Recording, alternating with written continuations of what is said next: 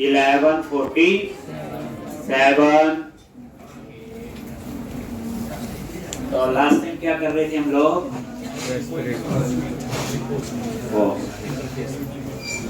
तो इस वीक में थोड़ा सा आपको लगेगा तो घबराना नहीं।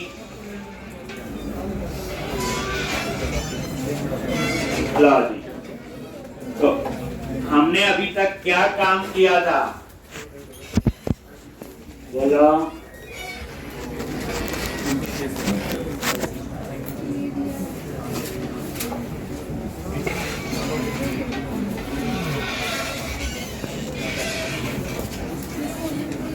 अभी तक देखो 4 प्रोजेक्ट बनाए। एक main MBC project, 3 class library. Class library कुछ नहीं, कंपाइल्ड क्लासेज हैं जिन्हें हम एक से ज्यादा प्रोजेक्ट में यूज कर सकते हैं। कोड की प्रॉपर सेपरेशन, एक सिंपल एमबीसी हमने उससे भी अच्छे काम किया है। हमने क्या किया, मॉडल्स के अंदर मॉडल बना रहे, 2 मॉडल बनाए थे, कैटेगरी कवर टाइप, दोनों मास्टर टेबल है। कैटेगरी बोले तो बुक्स की कैटेगरी। बुक की कैटेगरी क्या है? स्पोर्ट्स की बुक है, कॉमेडी कौन सी? कवर टाइप हार्ड कवर या सॉफ्ट कवर? हार्ड कवर के ज्यादा पैसे होते हैं, सॉफ्ट कवर के कम होते हैं। ठीक इसी तरह से डेटा एक्सेस। डेटा एक्सेस में क्या आपका? रिपोजिटरी। ठीक, तो डेटा एक्सेस में क्या है आपका? रिपोजिटरी। और ये जो रिपोजिटरी है आपकी, ठीक यहां पे, ठीक तो ये आपने डाटाबेस का सारा काम यहां किया। एप्लीकेशन डीबी कॉन्टेक्स्ट वो पुरानी कहानी थी। ठीक यहीं पे सारा, बस हम लोग क्या बनाना शुरू किए थे? रिपोजिटरी। पहली बात, ये जेनरिक रिपोजिटरी है। जेनरिक रिपोजिटरी का मतलब ये है ये किसी भी मॉडल या किसी भी क्लास के साथ यूज हो सकती है। जैसे हमने सबसे पहले एक इंटरफेस बना रहे थे, आई repository.cs। अब ये जो इंटरफेस है, यहां पे देखो ये मेथड है, इसको ऐसे simple save update define display. बस फर्क कितना है, पहले हमें पता होता था किस टेबल में सेव करना अपडेट, यहां कुछ भी पता, तभी तो हुई क्या ये जेन। अब यहां पे जो मेन बात है, टी बोले तो टाइप। अब ये टी होगी क्या? हमेशा क्या होगी? एक क्लास। अब वो कैटेगरी हो सकती, कवर टाइप हो सकती, बाकी तो सिंपल ऐड अपडेट डिलीट वही कहानी थी, थोड़ा बहुत इसे किया। अब हम लोग क्या बना रहे थे? रिपोजिटरी फोल्डर पे गए और repository.cs, और यहां पे देखो रिपोजिटरी आपकी मेन क्लास, यहां पे इंप्लीमेंट करेंगे इंटरफेस। लिखवाया था हम एक क्लास में एक से ज्यादा इंटरफेस इंप्लीमेंट कर सकते हैं। आई रिपोजिटरी जो है ये क्या आपका एक इंटरफेस है, क्लास नहीं है। आई रिपोजिटरी क्या आपका एक इंटरफेस है, और इसमें टी पास करेंगे। टी क्या होगी? कोई मॉडल होगा, कोई क्लास होगा। अब हम इस इंटरफेस को देखो कैसे इंप्लीमेंट करते हैं। आई रिपोजिटरी पे क्लिक करो और यहां पे आई रिपोजिटरी पे एरर आ रही ना, आगे यहां पे, और यहां लिखा आ रहा है इंप्लीमेंट इंटरफेस। क्या लिखा आ रहा है? और जैसे इस पे क्लिक किया, वो देखो सारे मेथड जो डिक्लेयर किए थे उन सब के क्या बन के आगे ब्लॉक। ये फायदा है इंटरफेस। हम तो इसके अंदर का सिर्फ क्या चेंज करेंगे? कोड।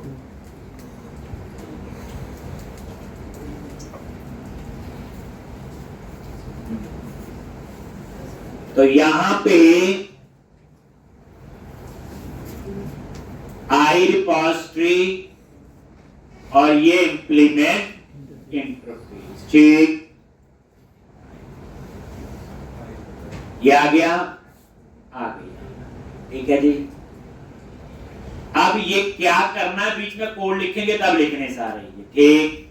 अब सबसे पहले डाटाबेस एक्सेस होगा। क्या एक्सेस होगा बोलो? डाटाबेस। और इसका सारा तामझाम हम यहाँ पे डालें। तो उसके लिए एप्लीकेशन डीबी कॉन्टेक्स्ट, ये लो जी, जैसे हम लिखते हैं read only application dB context, एक तो ये ले लिया।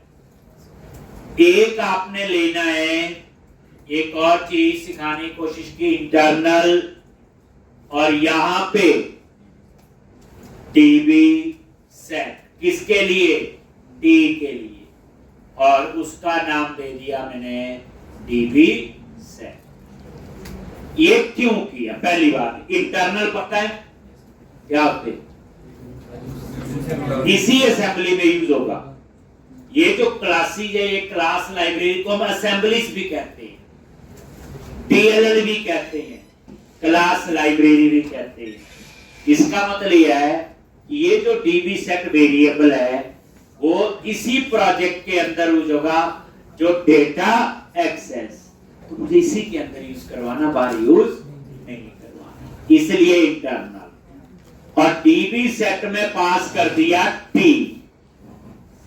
अब आपको बताओ किस टेबल में सेव करना है, किस में अपडेट करना है, किस में डिलीट करना, तो यहां पे टी, और ये उस टाइप का वेरिएबल ले, नहीं तो मुझे नीचे पास करना पड़ता। एक जगह मैंने यहां पे, और उसके बाद कंस्ट्रक्टर बनाओ। क्या बनाओ इसका? कंस्ट्रक्टर। और यहां पे कंस्ट्रक्टर में पास किया वही एप्लीकेशन डीबी कॉन्टेक्स्ट, और ये कहानी तो पता। एक, और यहां पे DB set is equal to underscore context set T.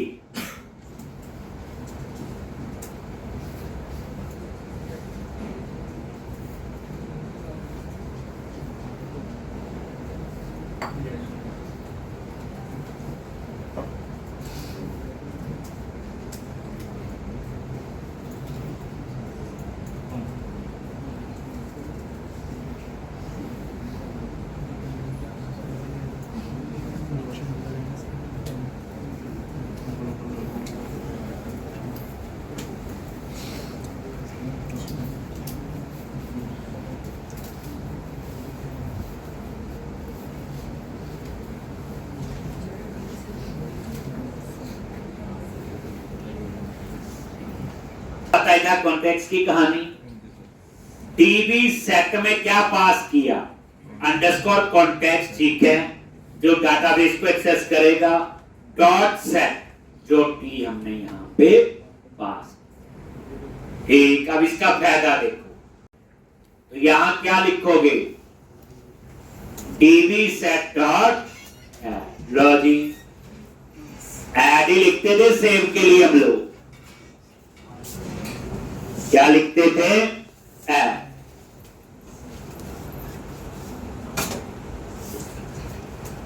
एक, इसके लिए हम ऐड ही लिखते, तो डीबी सेट डॉट ऐड। अब आप बताओ, मैंने थोड़ी लिखा किस मॉडल में ऐड करना है। डीबी सेट डॉट ऐड, और जो एंटिटी हमने पास की हो, बस ये सेव का कोड।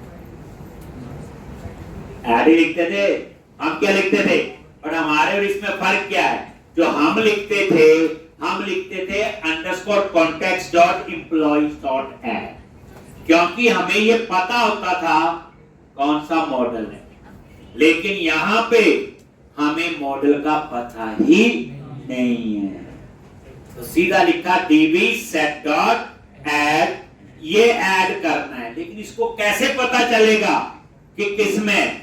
तभी मैंने ऊपर डीबी सेट में ये डाटाबेस बताया हुआ, और टी में बताया होगा मान लो कैटेगरी, तो ये कैटेगरी में ऐड करेगा।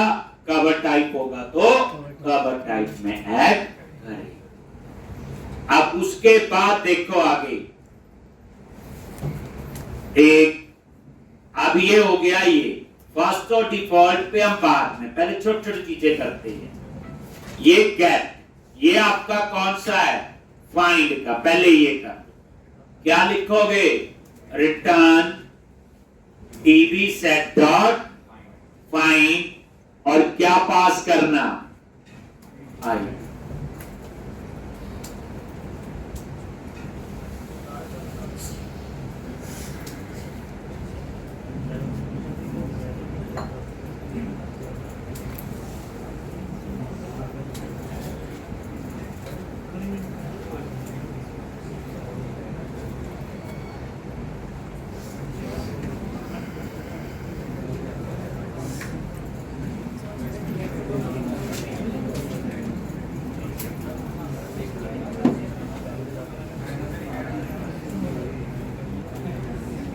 ये वही फाइंड है। अब देखो ना, db set dot find id, लेकिन कहां फाइंड करना, तो इस db set में मैंने यही t पास कर दिया, ये लाइन समझो। अब इसका फायदा नहीं तो नीचे कहां बार बार पास करोगे, तो एक बार ही हम लोग पास कर दे। तो ये हो गया फाइंड का। गेट ऑल बाद में। अब आ जाओ रिमूव, तो यहां पे क्या लिखोगे, जो छोटे छोटे पहले db set डॉट रिमूव, और ये रिमूव हो, db set डॉट रिमूव।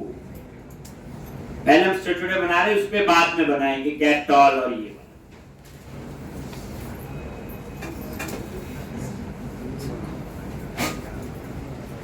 ठीक, उसके बाद यहां आ जाओ, ये है आईडी पे फाइंड करना, तो क्या लिखेंगे, db set डॉट रिमूव, आगे आईडी पे क्या करेंगे, एक तरीका ये जो मैंने ऊपर फाइंड, पहले आईडी से फाइंड करेंगे फिर डिलीट करेंगे ना, तो ये मैंने गेट मेथड यूज कर दिया, ये वाला। इसमें क्या पास किया, आईडी, फाइंड करेगा तो टी में वही आएगा जिसको डिलीट करना होगा, लॉज। तो मैंने यहां पे ये कर दिया। अब कई यहां ऐसे भी लिख सकते हो, db set डॉट फाइंड, बात तो वही है, ये भी वही बात है। तो बेटर है जो हमने बनाया हम उसी को कॉल करें।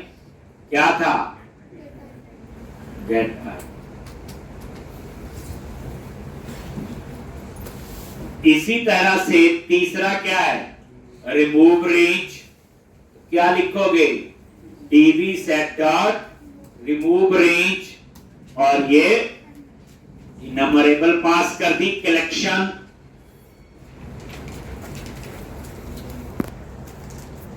आप ये समझो ये जेनेरिक रिपोजिटरी बन गई, इसका कोई लेना देना नहीं। आपके प्रोजेक्ट में चाहे 100 मॉडल हो चाहे 200, सबके साथ ये रिमूव भी काम करेगा, ऐड भी काम करेगा, गेट भी काम करेगा। और इसी तरह से अपडेट db set डॉट, क्या लिखोगे, अपडेट, ये अपडेट आ गया,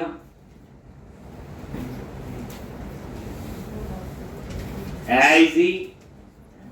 बस अब बच गए सिर्फ दो, गेट ऑल और फर्स्ट और डिफॉल्ट। उसमें थोड़ी कहानी अलग, सिंपल फाइंड होता तो हो जाता, वहां पे जेनेरिक मेथड है। देखो जो क्लास बना रहे दैट इज जेनेरिक रिपोजिटरी, उसके अंदर जो मेथड है दैट इज जेनेरिक मेथड। कैसे, ये जो आपका अपडेट है,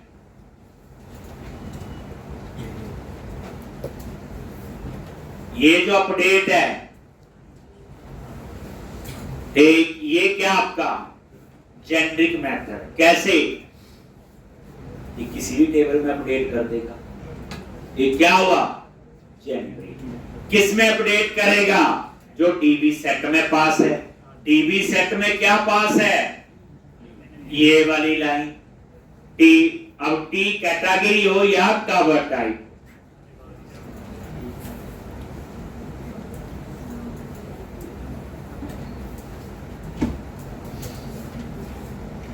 ये जेनरिक मेथड है।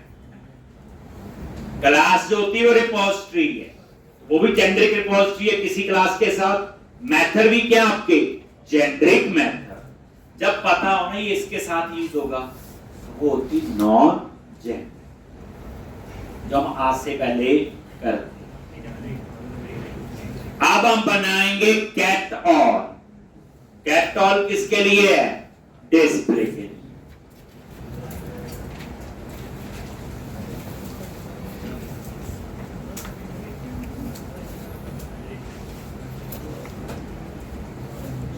लो ये कैट ऑल पे आ जाओ। यहां देखो कैट ऑल 3 पैरामीटर है उसमें, यही है तीनों बच्चे। पहली है फिल्टर कंडीशन है, तो दूसरा आपका सॉर्टिंग, और तीसरा है मल्टीपल टेबल। तो अब यहां पे मैं कैसे यूज करूंगा, तो एक एक करके सबसे पहले डीबी सेट,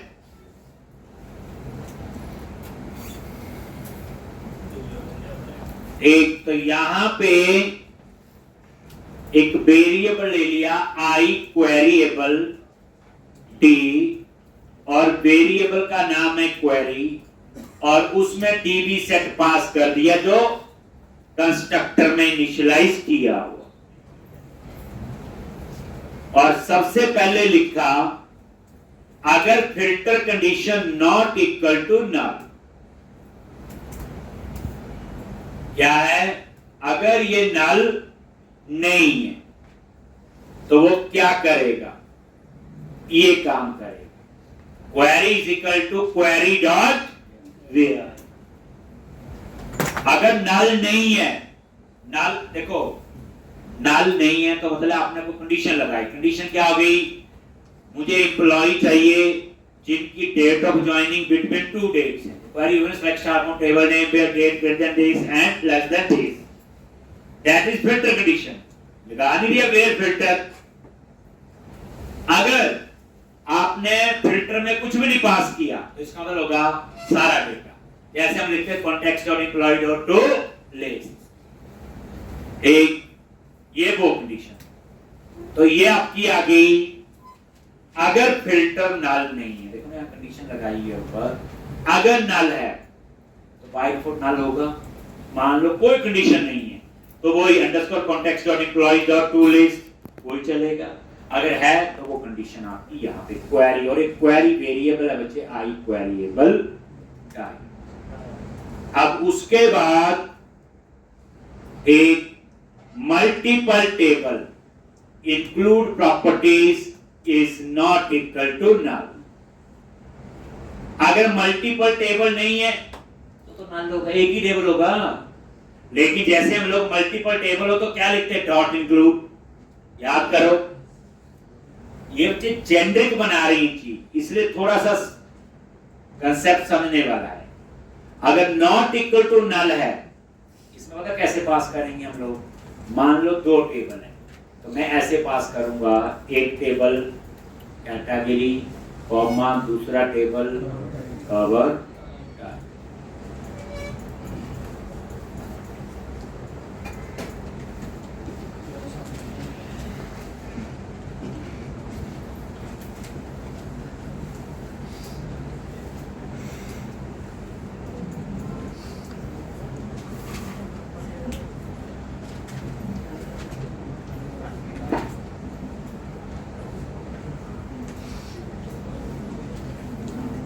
क्लियर है, कैटेगरी और एक ऐसे कॉमा करके देंगे। अगर मल्टीपल टेबल है तो इंक्लूड प्रॉपर्टीज में मान लो 2 टेबल होंगे 3 होंगे, वो इस तरह से हो। अब आपने क्या करना है, यहां पे लूप लगाना है। जितने ये टेबल है मे भी 2, मे भी 3 भी होंगे। याद है लिखते dot include country state city, कितनी बार लिखा था? बिल्कुल वैसी कहानी। तो यहां पे आप सिंपल फॉर ईच कौन सा लूप लगाओगे? फॉर ईच, और यहां पे इंक्लूड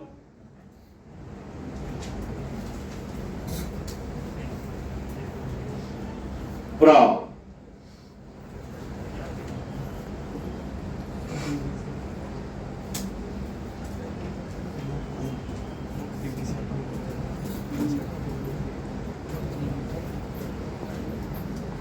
एक इंक्लूड प्रॉप एक वेरिएबल ले लिया, और यहां पे इन ये जो ऊपर वेरिएबल है इंक्लूड प्रॉपर्टी। अब इसमें मल्टीपल टेबल होंगे तो उनको स्प्लिट करके क्या बनाएगा? ये एरे। तो स्प्लिट मेथड होता है एरे बनाएगा। कैसे? कॉमे से स्प्लिट कर। देखो इसको कैसे पता चलेगा कितनी टेबल है? बीच में कॉमा लगा हुआ, कॉमे से स्प्लिट करेगा तो 2 टेबल है अभी। ऐसे कल को 3 भी हो सकते, कॉमे से स्प्लिट करके।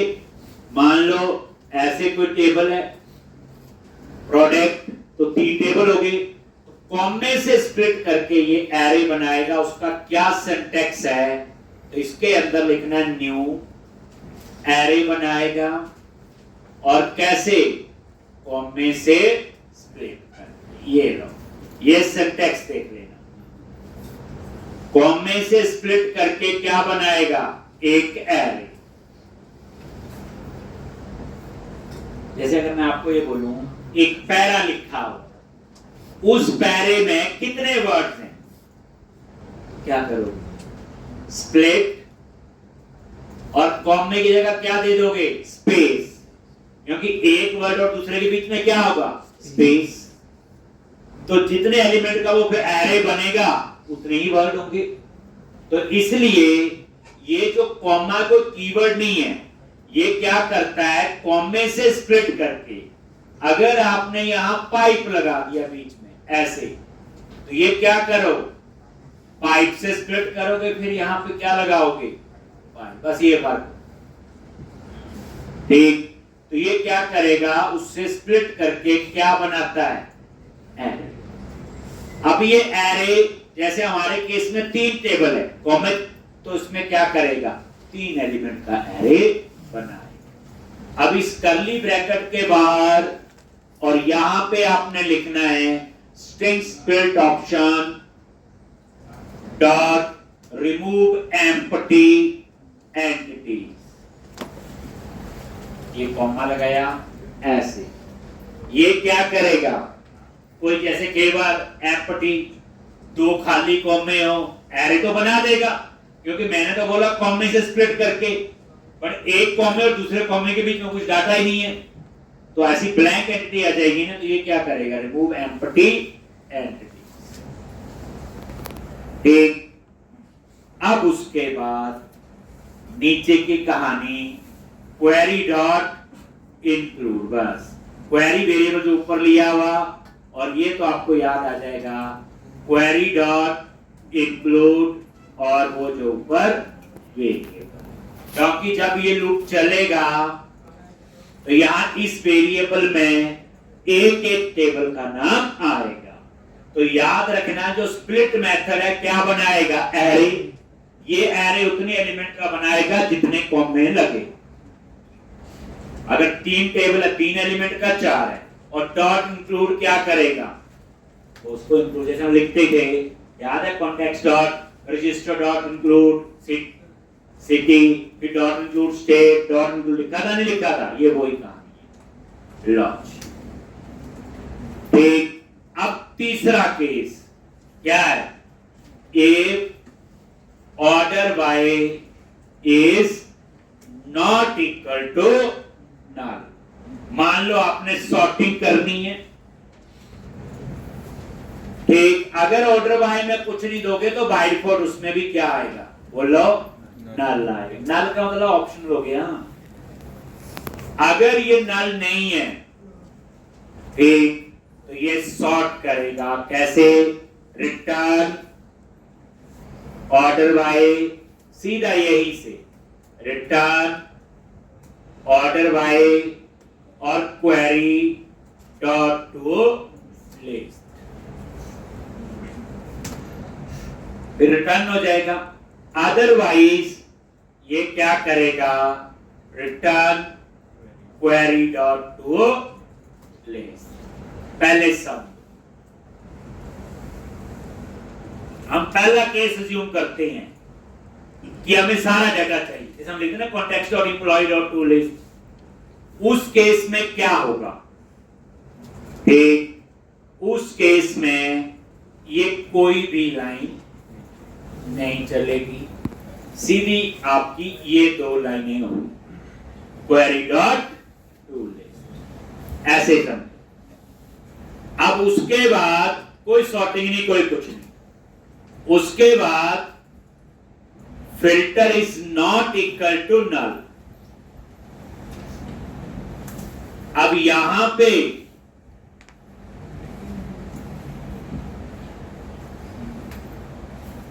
अगर आपकी कोई फिल्टर कंडीशन है, सिर्फ फिल्टर, जैसे आपने बोला select star from table name where salary greater than 40,000 and salary less than 1 lakh. अब इसके बीच में जितने एम्प्लॉय आएंगे सबका डाटा आएगा, दैट इज फिल्टर कंडीशन। अगर है तो ये चलेगा, सिंगल टेबल है तो ये भी नहीं चलेगा, सॉर्टिंग नहीं है तो ये भी। तो इस केस में फिर आपका क्या चलेगा? सिर्फ इतना, इतना ही चलेगा। इसी तरह से मान लो मल्टीपल टेबल हैं तो फिर ये भी चलेगा। सॉर्टिंग है तो ये, लेकिन जब सॉर्टिंग है तो ये चलेगा तो फिर ये वाला नहीं चलेगा, वहीं से रिटर्न हो जाएगा आपका सॉर्ट कर। ठीक है जी, तो ये था गेट ऑल। प्रॉब्लम क्या होती थी, हमने अभी तक पढ़ा स्पेसिफिक मॉडल, जेनरिक नहीं था। यहाँ जो चीज है हर एक एंगल से हमें सोचना होता है, क्योंकि हम जब भी डिस्प्ले की जरूरत होगी हम गेट ऑल को करेंगे, चाहे कंडीशन हो, चाहे विदाउट कंडीशन हो, चाहे सॉर्टिंग हो, चाहे सिंगल टेबल हो, चाहे मल्टीपल टेबल। लिख लिया?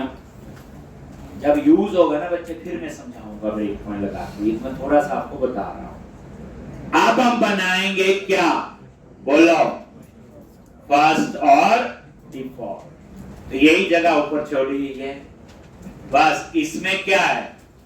सॉर्टिंग नहीं है, बाकी सब कुछ है।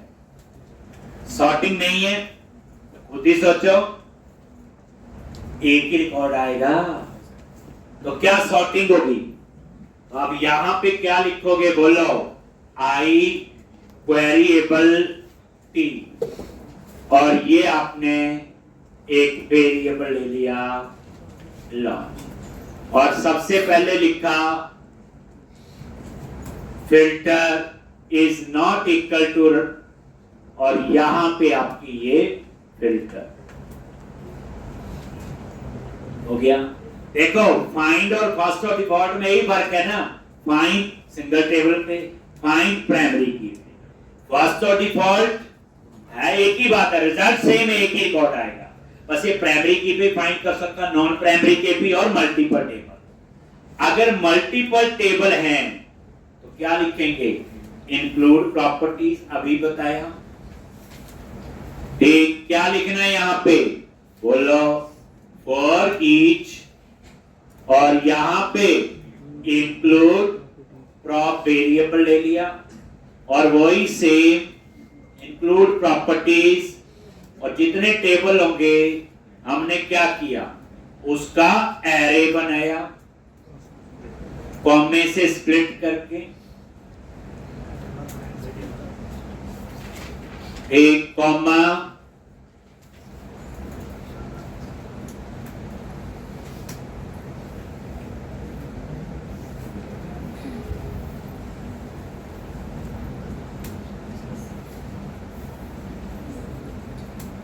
लॉजी,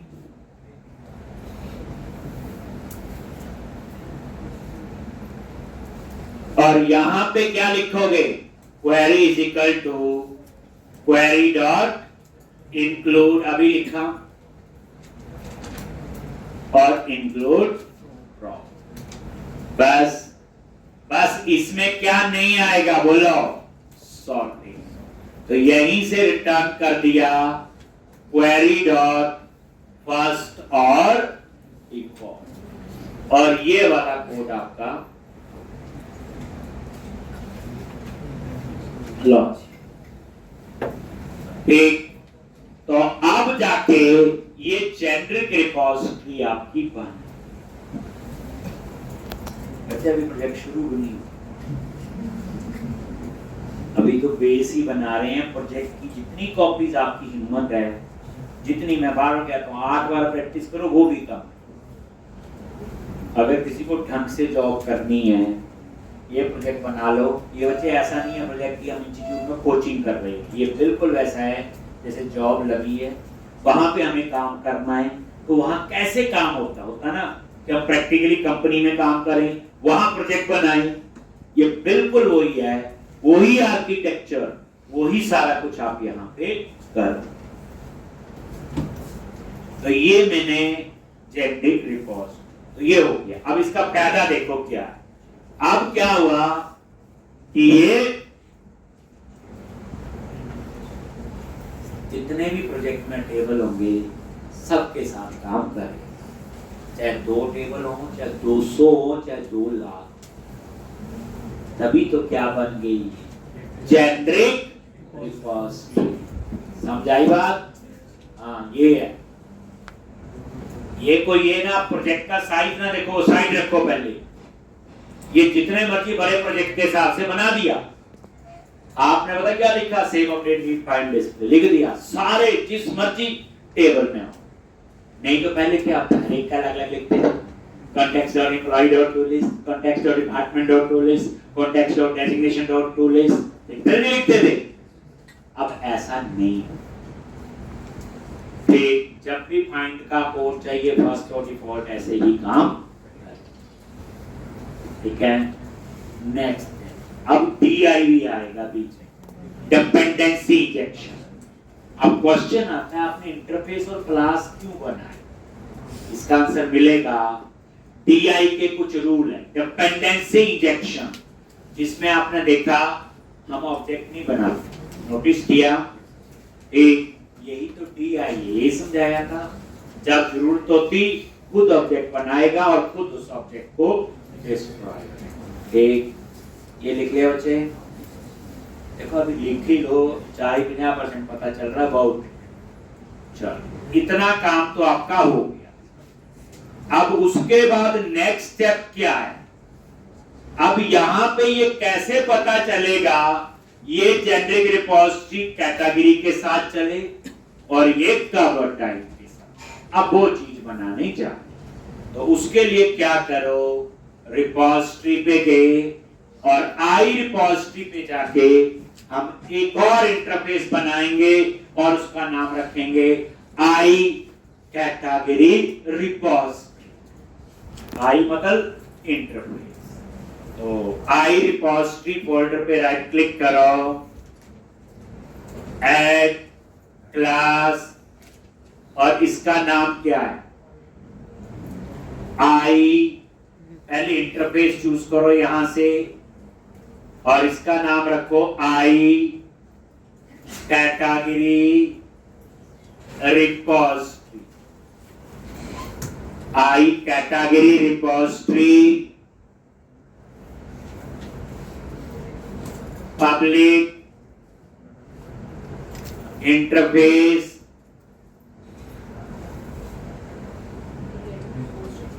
आई कैटेगरी रिपोजिटरी।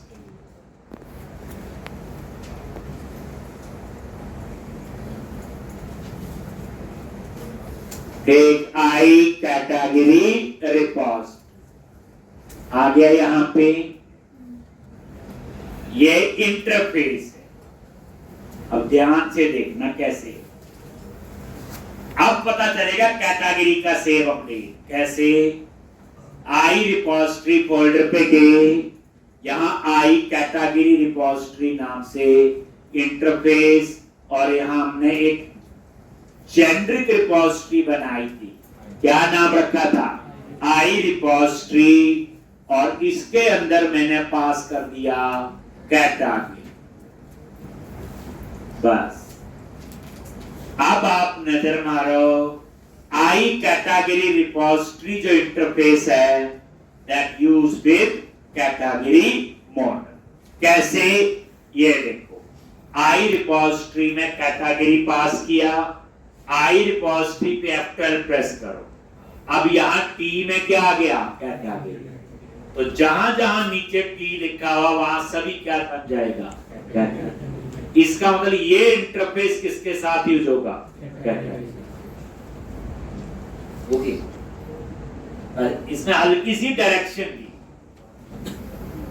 दोबारा देखो, अब हम एक और इंटरफेस बनाएंगे, आई कवर टाइप रिपोजिटरी।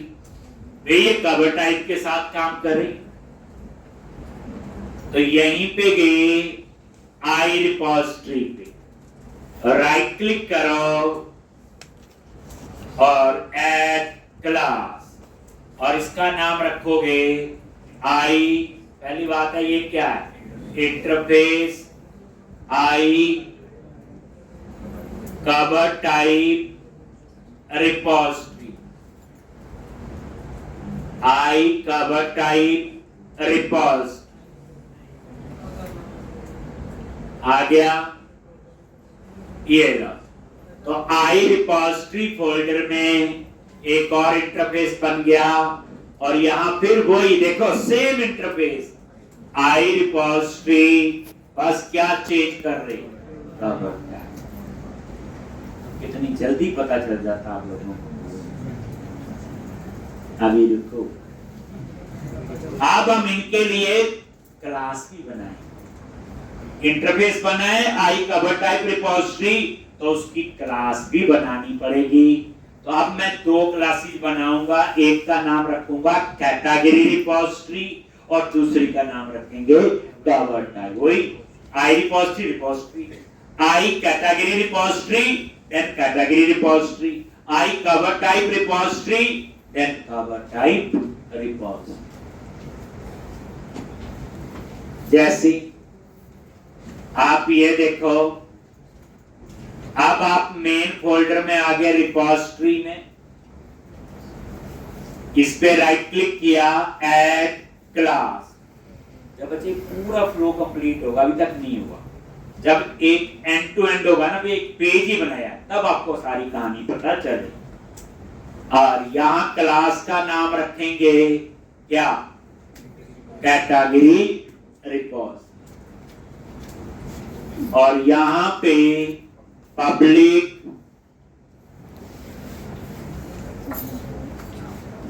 और ये देखो कैटेगरी रिपोजिटरी क्या आ गई?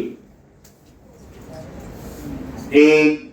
अब यहां पे इसको इनहेरिट करोगे, जल्दी बोलो। रिपोजिटरी बनाई गई है, किसके लिए है ये? कैटेगरी के लिए।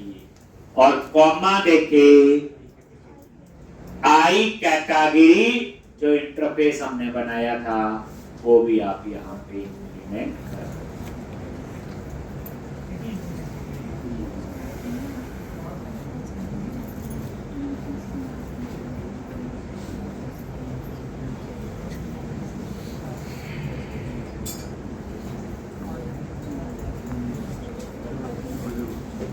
एक आई कैटेगरी रिपोजिटरी, देखो इस कैटेगरी रिपोजिटरी के लिए इंटरफेस बनाया, तो ये इंटरफेस वो है। और यहां पे ये तो जेनरिक बनाई थी, तो आप इसको देखो, ये क्लास है बच्चे, इसको इनहेरिट किया, और ये क्या आपका इंटरफेस। इस इंटरफेस में कोई मेंबर नहीं है, तो इसलिए मुझे इंप्लीमेंट करने की जरूरत नहीं है। और रूल याद रखो, जब क्लास इनहेरिट करनी, पहले क्लास फिर इंटरफेस, क्योंकि क्लास तो एक ही इनहेरिट हो सकती है बट इंटरफेस मल्टीपल हो सकते हैं, इसलिए दैट्स व्हाई इंटरफेस हमेशा बाद में आएंगे। अब इसके नीचे आ जाओ, private read only application dB context, और इसके कंस्ट्रक्टर में गए, देखो ये एरर अब यहां, और कंस्ट्रक्टर में किसको पास करोगे, एप्लीकेशन डीबी कॉन्टेक्स्ट, और ये कहानी पुरानी। लेकिन एक चीज और है, बेस क्लास को आपको इसको पास करना पड़ेगा।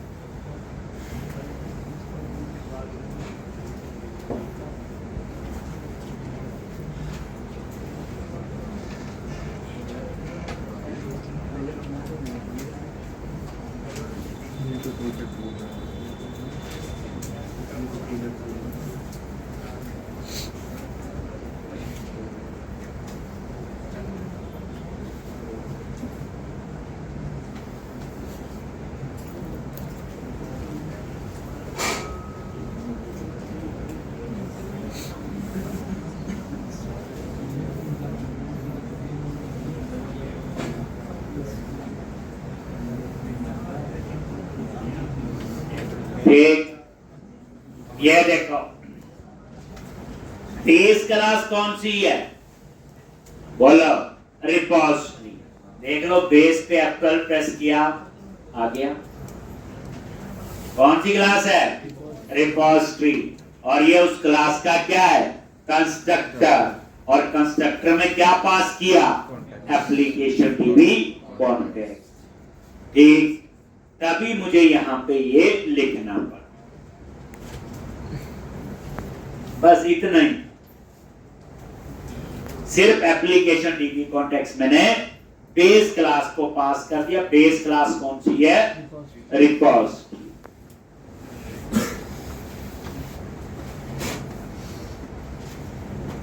अब हम एक और क्लास बनाएंगे, उसका नाम क्या रखेंगे, जल्दी बोलो, कवर टाइप रिपोजिटरी। सेम सा ही कोड होगा, बस कवर टाइप आ जाएगा, बाकी सेम होगा। आराम से कोड लिखोगे, थोड़ा समझ सकते हैं हम लोग। अब आप लोग कवर टाइप रिपोजिटरी क्लास बनाओ, तो आपको पता चल गया 15 इंटरफेस तो 15 क्लासेस, यही हुआ। मान लो 15 मॉडल हैं, तो 15 इंटरफेस और 15 क्लासेस का कोड तो इतना लिखना है। अब ये लेके चलो, मैंने कैटेगरी का save update need find display लिख दिया, बस कॉल ही करना। जैसे अब आ जाओ आप किस पे, कवर टाइप, तो यहां पे गए, रिपोजिटरी फोल्डर पे राइट क्लिक किया, ऐड क्लास, और यहां पे क्लास का नाम दे दिया, बोलो, कवर टाइप रिपोजिटरी। ठीक, और यहां पे पब्लिक, और यहां पे रिपोजिटरी, और यहां पे कवर टाइप, और यहां पे वो इंटरफेस।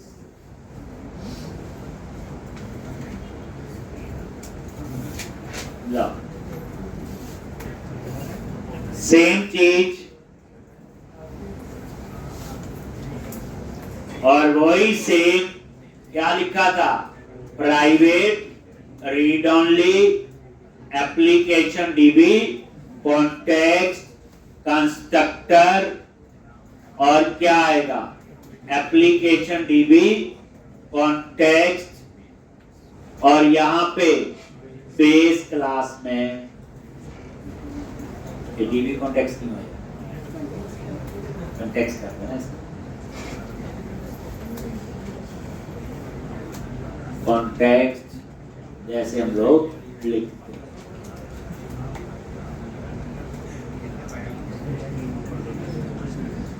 ठीक,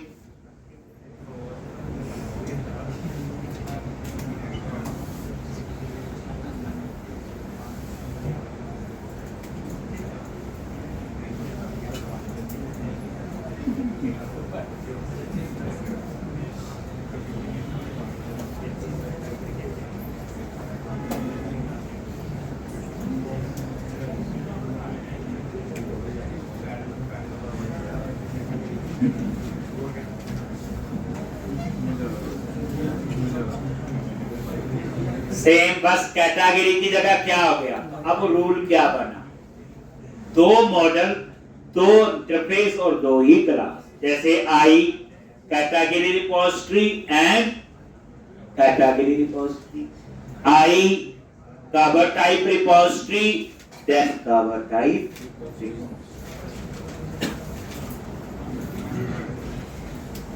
ये बच्चे DI होता है डिपेंडेंसी इंजेक्शन, जिसमें खुद ऑब्जेक्ट बनता है। नोटिस किया, कहीं न्यू नहीं लगाते हम लोग। तो उसका पहला रूल है इंटरफेस बनाना है और क्लास। दैट्स व्हाई आपने नोटिस किया मैंने इंटरफेस भी बनाए और क्लास भी बनाई। अब उसके बाद नेक्स्ट स्टेप है प्रोग्राम डॉट CS। अगर मैं जिस रिपोजिटरी को प्रोग्राम डॉट CS में ऐड करूंगा तभी उस पर DI इंप्लीमेंट होगा, तभी उस रिपोजिटरी को मैं कहीं यूज कर सकता हूं, मे बी कंट्रोलर या कहीं और। अभी बना दिए यूज नहीं हो सकते, आप इसको यूज नहीं कर सकते। तो अभी आपका रूल क्या बन गया, जेनेरिक रिपोजिटरी मैंने बना दी, आगे से क्या होगा 15 टेबल, तो 15 इंटरफेस, जैसे I category repository, I cover type, ऐसे ही 15 क्लासेस कैटेगरी रिपोजिटरी और कवर टाइप। क्या है थोड़ा सा पता होना चाहिए। अब हमने क्या करना है, नेक्स्ट स्टेप देखो, मेन प्रोजेक्ट में जाओ। ये DI का लास्ट स्टेप है। पहले इंटरफेस बनाओ, फिर क्लास बनाओ और फिर उसे प्रोग्राम डॉट CS में ऐड करो। जब तक ऐड नहीं करोगे तो प्रोग्राम डॉट CS में गए, आप सिंपल याद रखो बच्चे, इससे ऊपर आप कहीं पे भी लिख सकते हैं। ये लिखा होता है वेयर ऐप बिल्डर, लिखा हुआ इन्होंने बिल्डर डॉट बिल्ड, इसके ऊपर लिखना। तो मैं इसको कनेक्शन सिंक के बाद लिख रहा हूं, नीचे भी लिख सकते हो, मर्जी है, आप यहां लिख लो। चलो तो याद रहे, इसके ऊपर builder dot services dot add DB context,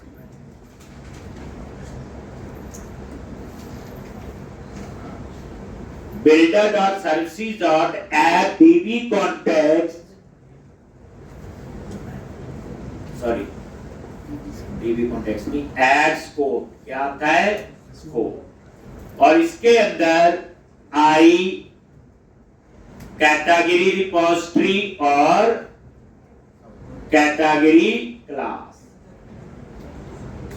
और इस तरह से ऐड होगी। बस ये line, builder dot services dot add scope, और ऐसे ही दूसरी भी builder dot services dot add scope. ये कॉन्फ़िगरेशन का पार्ट है, बस इसमें क्यों नहीं आता, फिर क्यों लिख रहे। तो ये कॉन्फ़िगरेशन है DI के लिए।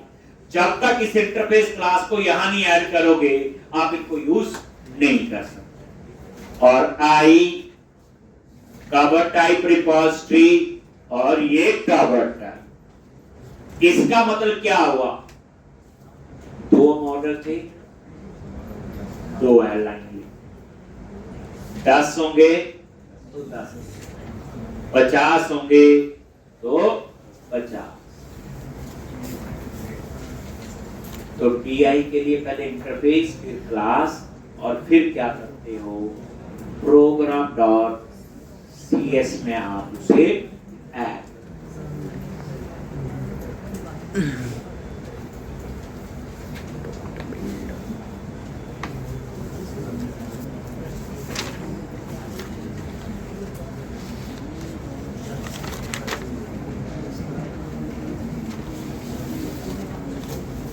आसान है ना, बिल्कुल। अब जाके ये पूरा सिस्टम जितना अभी तक किया रिपोजिटरी वाला कंप्लीट। अब उसके बाद बारी आती इसको यूज करनी। लेकिन ये जो program.cs फाइल है बच्चे, ये कॉन्फ़िगरेशन फाइल है। और ये एक ही हो सकती, एक से ज्यादा नहीं हो सकती। तो प्रॉब्लम ये है, मान लो आपके पास 50,000 मॉडल है, टेबल प्रोजेक्ट में हो सकते हैं 50,000, तो आप क्या करोगे? 50,000 रिपोजिटरी बनाओगी, जैसे मैंने 2 बनाई, ठीक है, बनानी पड़ेगी। फिर आपको 50,000 लाइन्स यहां लिखनी पड़ेगी, और program.cs फाइल 2 नहीं हो सकती। ये बड़ी प्रॉब्लम वाली बात है। तो अब मैं इसके अंदर एक और लेयर ऐड करूंगा। बच्चे लेयर में काम हो रहा है। देखो, पहले मॉडल बनाया, बन गया, फिर जेनेरिक रिपोजिटरी बनाई, बन गई, फिर हमने एप्रोप्रिएट रिपोजिटरी बनाई, कैटेगरी का 3 लेयर ही होगी। अब उसके बाद हमें ये प्रॉब्लम आई कि मेरे प्रोजेक्ट में 500 टेबल होंगी, 500 रिपोजिटरी, वो तो बनानी पड़ेगी, 2 लाइन का कोड है, लेकिन program.cs में 500 लाइन लिखनी पड़ेगी, और program.cs फाइल तो आपकी क्या है, एक ही होती है एक प्रोजेक्ट में। तो फिर इसके लिए हमने क्या करना, इन दोनों लाइन को कमेंट बना दो, फिर दूसरा अल्टरनेट क्या, और मेरे पता इतना कर लो आप, है ना।